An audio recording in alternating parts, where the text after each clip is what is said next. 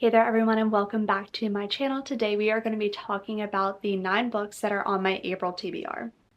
So as you may or may not know, depending on how long you've been here, this is a little bit of a shorter TBR for me because I have been sticking to my TBRs this year so religiously. Like I won't read anything outside of my TBR.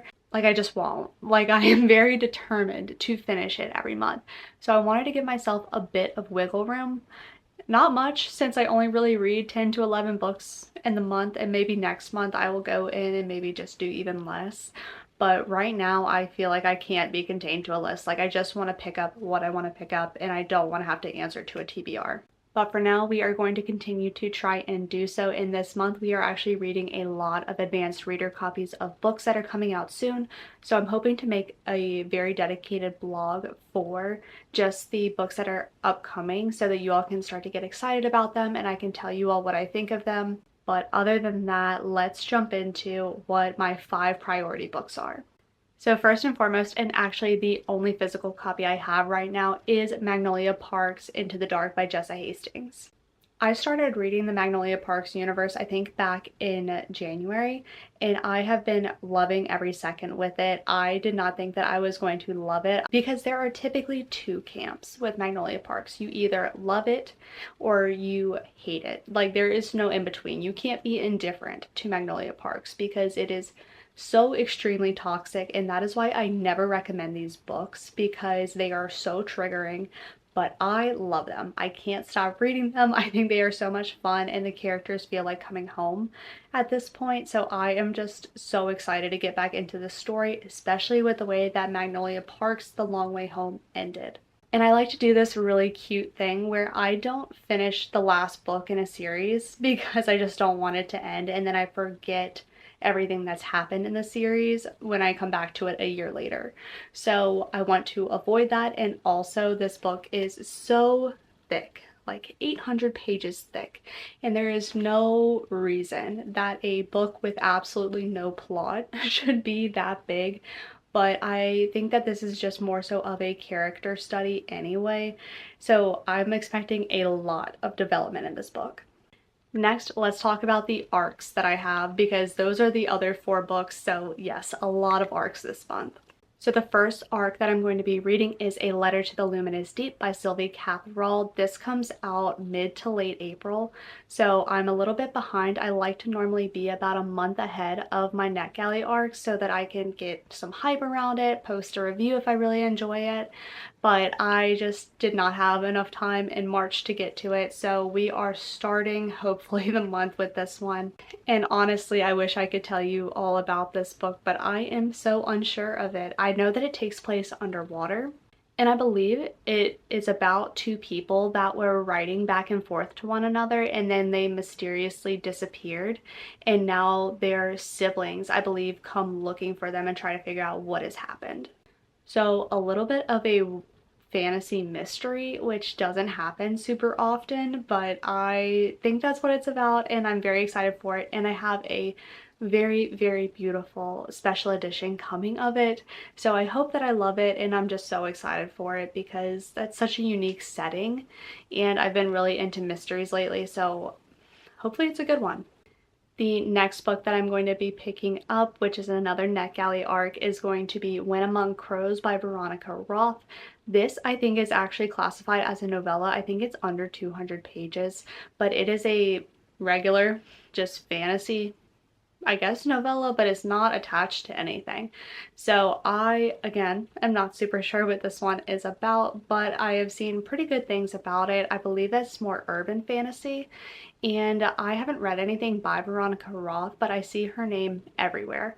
So I'm hoping that this is a really good introduction into her writing and what kind of world she can create. And again, with it being, I think, under 200 pages, it should be a relatively quick read and just be something else that I can get into and get out of a little bit more quickly. But this comes out in May. Next, and I am so excited for this one because I received a NetGalley arc again of Evocation by S.T. Gibson. I have loved this author's writing. I have read A Dowry of Blood and An Education in Malice so far. 4 to 5 stars for them, and I just really enjoy the writing style. It's so lush, and something that this author does so well is like manipulation and control and jealousy. And yes, so very triggering, but also so well done. So I believe in this story we're going to be following a man who is also kind of a wizard, but then the demon comes to collect an ancestral debt.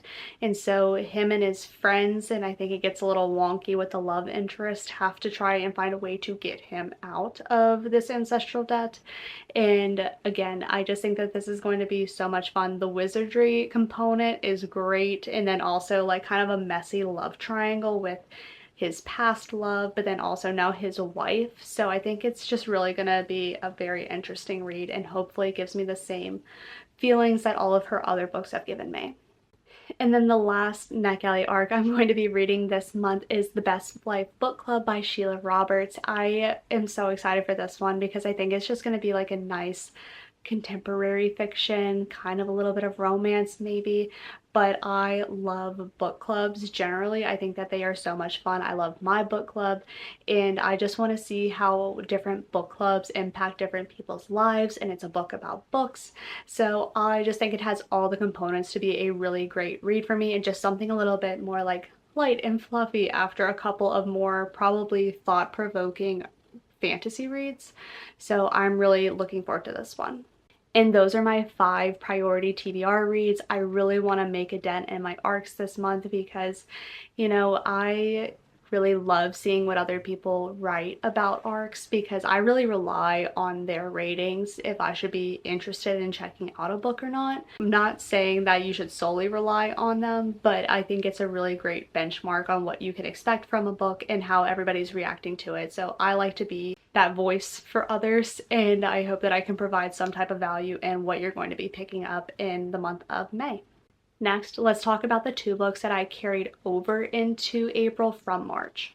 So the first book is the audiobook I'm currently listening to, which is Mexican Gothic by Silvia Moreno Garcia, and I am so much enjoying this. Oh my gosh, I'm almost 80% in now, and this is my first horror novel, and it is so good.